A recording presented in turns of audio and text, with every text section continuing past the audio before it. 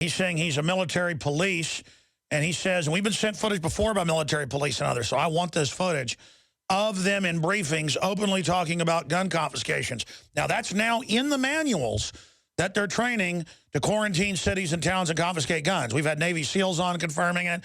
We have the documents. We know that. But footage, not just in some Army manual, but footage could really, really hurt the folks that are trying to covertly prepare the military for basically civil war. Brian, obviously, you've got to go back in right now. Tell us as much as you can and how we get this footage, but describe it for us. Okay, so I was in a briefing with FEMA. FEMA runs my old unit. I'm actually out now. I got out in September of this year.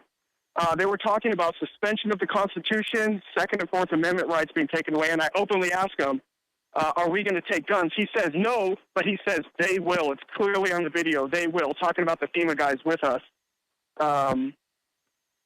So that's the gist of the video. You could, I'm filming the floor because it kind of startled me when they said that they're going to suspend the Constitution under martial law, which is pretty scary to me.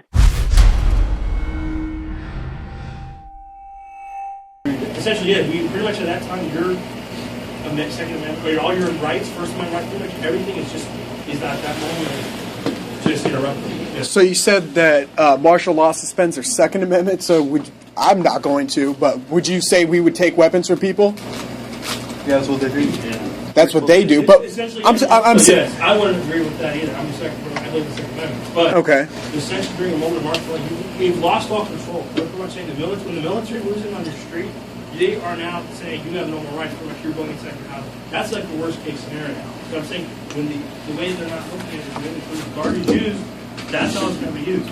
Yeah. So we're not going to be out there on the street corner and like, hey, we're here. Unless we're like you're assisting with some kind of event, you're not going to be involved in a riot and not really have any authority to do it. No, you're not going to go knocking on doors and be like, all right, I need a shotgun. Here. No. You're not going to like go up to each house and say... Well, they did that in Katrina, is why I'm asking. And if we're talking about shit hitting the fan, I'm not going to do it, but... They're not going to do that necessarily. It's more or less like, hey, go in your house. Shut up, stay there. That's what we do. Okay. Because the reason I have martial law in place is it's one of those situations where, like I said, everything's already broken down. It's a last resort to change pretty much your last ditch effort to put that law in order into that community. That's why they have actual guard. Okay. Good question. I think they did that in Katrina, right? They just don't want to take away people's guns. Yeah. Which I think is bullshit, but... You're going to claim your right to the right to hold their hands? Yeah. We're not going to get political right now. That's that question. Ask yourselves, what are you doing in this time of great challenge? What are you doing to unlock minds? Go to Infowars.com and PrisonPlanet.tv for the latest headlines and cutting-edge information.